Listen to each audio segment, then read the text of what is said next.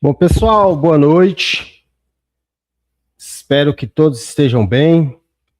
Vou estar falando aqui na live de hoje, né, quarta-feira, nossas lives aí semanais, que nós vamos estar falando aí de assuntos do dia a dia aí da farmácia, da drogaria, assuntos aí que interessam aí na prática, de uma maneira bem didática aí. Prometo para vocês que não vai ser mais do que 25 minutos aí cada tema. Tema nosso de hoje, conforme eu já tinha anunciado, nós vamos falar dos benzodiazepínicos na prática, medicamentos aí mais prescritos e mais comercializados no Brasil, né? Quem aí que não conhece ou quem já toma aí o Rivotril, o Alprazolam, Bromazepam, vamos estar falando aí do dia a dia aí, de como que farmacêutica aí deve ter a postura aí na dispensação, já que é um fármaco, né, um medicamento aí que ajuda muitas pessoas. Pessoal, uma provocação clínica, antes de a gente já estar iniciando aí por uma forma bem didática, tá aqui uma prescrição comum, né, aparece aí na sua farmácia, notificação azul, B, numeração ok. Daí eu faço a pergunta, vocês verem que tá aqui, eu apaguei, né, para não deixar os dados do médico aí pela lei LGPD, mas o médico aí, o prescritor aqui, esqueceu de colocar alguns itens que a gente chama obrigatório, e nós vamos estar falando isso, o endereço do paciente, né, o telefone do paciente, a data da prescrição também, sem data, são prescrições aí que eu pego nos grupos e até aqui comigo aqui na farmácia, e é muito comum, tá, pessoal? E alguns colegas aí, uns dispensam, outros não dispensam, um fala que a vigilância sanitária é uma vigilância meio chata, né? Eles exigem isso aí, conforme a portaria 344. Então já vou deixar essa prescrição aí, se os colegas já quiserem ir comentando aí se dispensa ou não, vamos dando nosso palpite aí. Então, pessoal, prescrição de clonazepam é lista B1, né? Substâncias psicotrópicas, portaria 344 de 98 e as atualizações vigentes em 2026, como a RDC 1000/2025, exigem o uso da notificação de receita B, cor azul. Né? Essa atualização aí bem recente aí que nós vamos estar falando. Obrigatoriamente tem que ter a sigla da unidade federativa, né? Ou seja, a sigla do estado, identificação numérica, sequência de 8 dígitos, não necessariamente ser 8 dígitos, tá, pessoal? Isso aqui eu peguei lá da portaria 344, mas tem de 4 dígitos, 6 dígitos, ela física agora padronizada e centralizada aí pelo SNCR, serão 14 dígitos, tá, pessoal? Só para vocês terem ideia aí dessa padronização aí das notificações. Não quer dizer que você vai recusar porque ela tem 4 dígitos, 6 dígitos. Não, ainda vai demorar ainda até o SNCR começar de fato a ser implementado, as farmácias e drogarias começarem a usar essa plataforma aí, vai ser no mínimo uns 2 anos ainda, para vocês ainda poderem receber prescrições aí com a numeração que não tenha 14 dígitos, vamos dizer assim, né? Identificação da gráfica, fica aqui na parte de baixo. Endereço CNPJ da gráfica fica embaixo. Identificação do emitente, né? Logo aqui em cima, com CNPJ, ou clínica ou hospital que ele trabalha, ou posto de saúde, carimbo, né? E o CRM ou CRO do prescritor, o CRMV, né? Preenchimento obrigatório pelo prescritor, isso que diz na portaria 344, tá? Obrigatório pelo prescritor a identificação completa do paciente, o nome completo, endereço completo, nome do medicamento, que fica aqui ao lado, ou genérico, ou forma comercial, DCB, ou princípio ativo, dosagem em forma farmacêutica, exemplo, Rivotril ou clonazepam 2 miligramas, a quantidade deve ser escrita em algarismos arábicos e por extenso, exemplo, 30 comprimidos. Olha só para vocês verem a diferença que está lá na legislação para o que realmente a gente pega aí nas farmácias, né? Às vezes eles nem colocam isso. coloca só uma caixa, 2 caixas. Mas não, por lei eles deveriam colocar 30 comprimidos e ainda escrever por extenso, 30 comprimidos. Orientação clara na posologia de como o paciente deve usar, se é um comprimido ao deitar, se é um comprimido de 12 em 12 horas, se é 2 vezes ao dia. A data de emissão é obrigatório, volta e meia aí aparece notificações sem data. Assinatura e carimbo, diferente das medicações aí prescritas nas listas C1, que o carimbo não é obrigatório. Nas notificações de venda da B1 do clonazepam é obrigatório o carimbo, tá vendo? Tem o carimbo do mestre aqui e a assinatura dele, né? Igual a cadastrada na vigilância sanitária, o carimbo deve conter o nome e o número do conselho. Isso está lá na legislação, na portaria 344, quando falamos em dispensação de medicamentos da lista B, né? Essa lista aqui azul.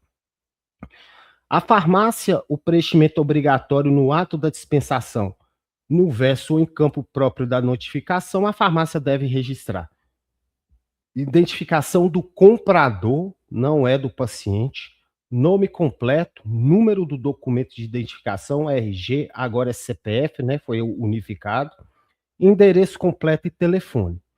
Identificação do fornecedor, carimbo da farmácia com CNPJ dispensado e assinatura do farmacêutico, lote do medicamento e data do atendimento.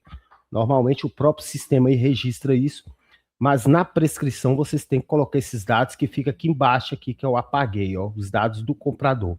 Aqui ao lado, a assinatura do farmacêutico ou de quem dispensou, né? Vocês podem perceber aqui. Vocês dispensariam o clonazepam, 6 frascos, né? Tá aqui nessa prescrição aqui, nessa notificação B. E olha aqui, né? Até 60 gotas ao dia, nós vamos falar que é uma posologia errada. Mas forando essa posologia aqui, vocês dispensariam o clonazepam faltando esses dados obrigatórios? Essa que é a questão, a provocação aí. Então tá, pessoal. No papel verso da receita é aqui que você carimba sua soberania técnica. Lá na Lei 13.021/2014, muitos farmacêuticos não sabem disso, muitas vigilâncias sanitárias não sabem disso, muitos conselhos também não sabem disso, e acaba autuando o farmacêutico aí por uma dispensação segura. Se você dispensasse faltando uma data, faltando talvez o endereço ali do paciente, que é um item obrigatório, faltando a data de emissão ali, você pode sim dispensar desde que você registre no verso da receita o motivo. Você pode colocar assim, paciente portador de tratamento crônico, apresentou a notificação de receita B sem data de emissão ou sem o endereço, realizado contato com o prescritor, você pode tentar entrar em contato com o prescritor para ele não repetir isso, fazer essa dispensação e procedida a dispensação nessa data para evitar o abandono terapêutico e garantir a saúde do usuário.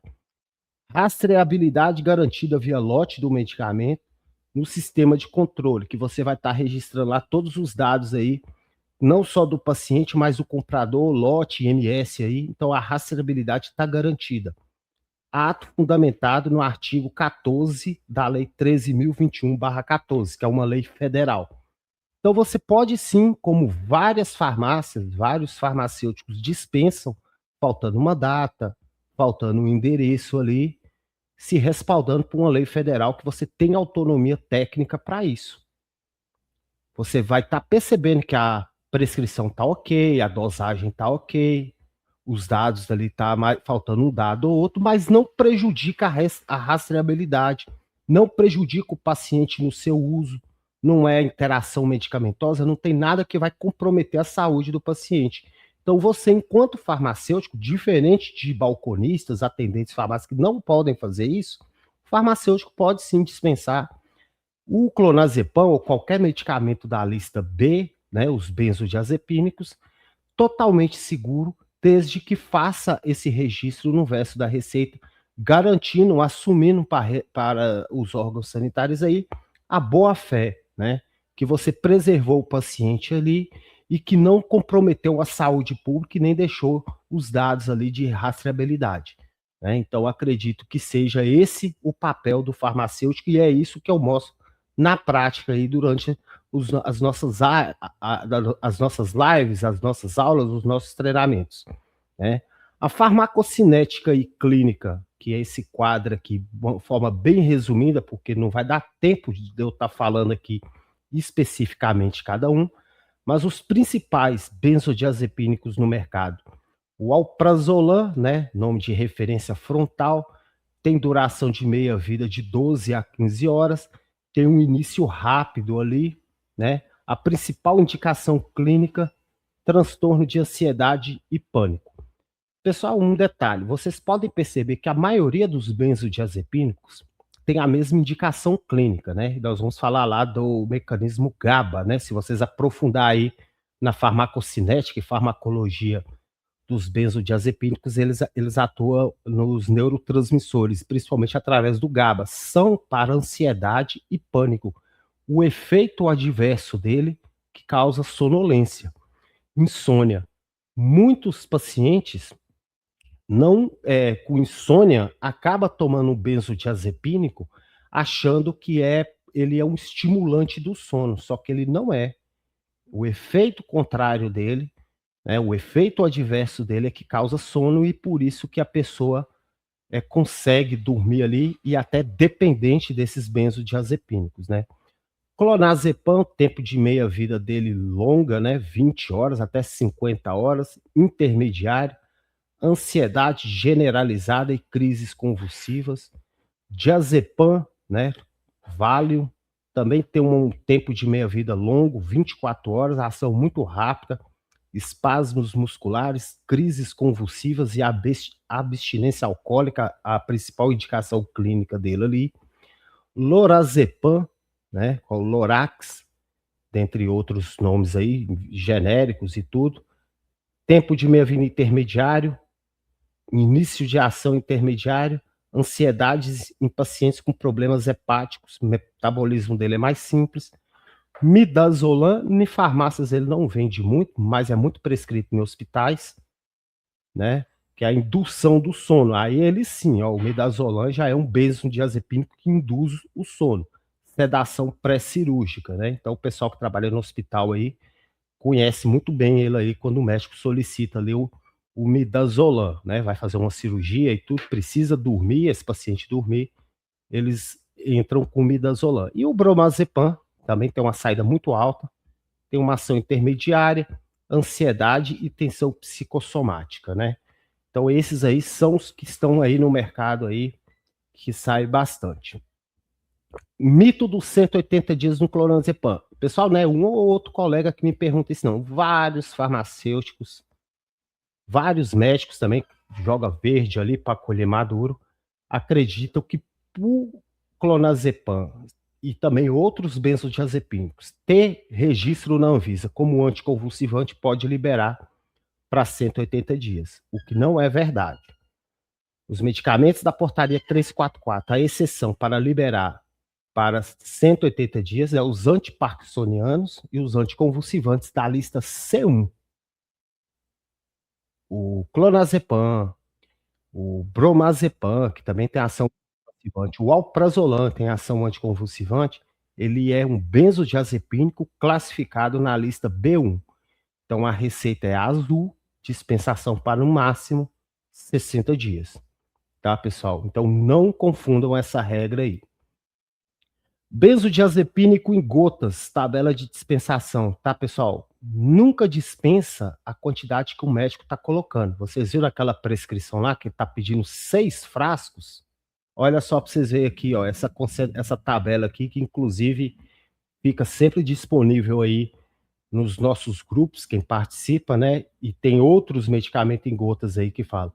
O clonazepam gotas, né, a concentração 2,5 ml, ou seja, cada 25 gotas equivale a 1 ml, uma gota é igual a 0,1 miligrama. Frasco de 20 ml é igual a 500 gotas. Olha o cálculo bacana aqui. Se o paciente toma até 8 gotas ao dia, um frasco apenas. De 9 a 16 gotas, 2 frascos apenas. 17 gotas a mais, apenas 3 frascos. Não há necessidade. Tem paciente aí que toma 9, 10 gotas ao dia e tem colega dispensando 4 frascos porque o médico colocou 4 frascos lá. Está excedendo 60 dias. Cabível de uma atuação sanitária, né? Responsabilidade técnica. Você não está fazendo o cálculo correto. Está prescrevendo a mais do que permitido. E portaria 344, a gente tem que garantir que esse paciente está tendo um acompanhamento médico, não está tomando ali medicamento por muito tempo sem o seu devido acompanhamento. Olha o bromazepam, mesmo cálculo ali, ó. Mesmo raciocínio, 25 gotas equivale a 1 ml, 0,1 miligramas, 500 gotas. Um frasco, se tomar até 8 gotas, de 9 a 16 gotas, 2 frascos, 17 gotas acima, 3 frascos, né? Então, sempre olhe pela tabela e vocês já sabem, através dessa live aqui, que uma dispensação máxima de um Rivotril numa prescrição para atender a prescrição até 60 dias é 3 frascos. Dá e sobra, conforme a posologia, porque toma ali 17 gotas, 20 gotas, 25 gotas, máximo ali. O habitual comum é sempre tomar de 20 a 25 gotas ali para quem toma ele na apresentação em gotas, né? Pessoal, essa aqui é a nova prescrição, né? A nova forma das receitas aí depois da implantação do SNCR, a padronização. Vocês veem que ela ficou bem bacana, né? Com espaço até maior para o médico aqui colocar as suas orientações de dosagem, de posologia, né? A quantidade. Ficou um espaço muito maior aqui. Na parte do meio aqui vai vir os dados do emitente, a identificação, não mudou muita coisa, né? Identificação do comprador e aqui a numeração aqui, que conforme eu falei vocês, vai vir 14 dígitos aqui, a data da prescrição, nome do paciente.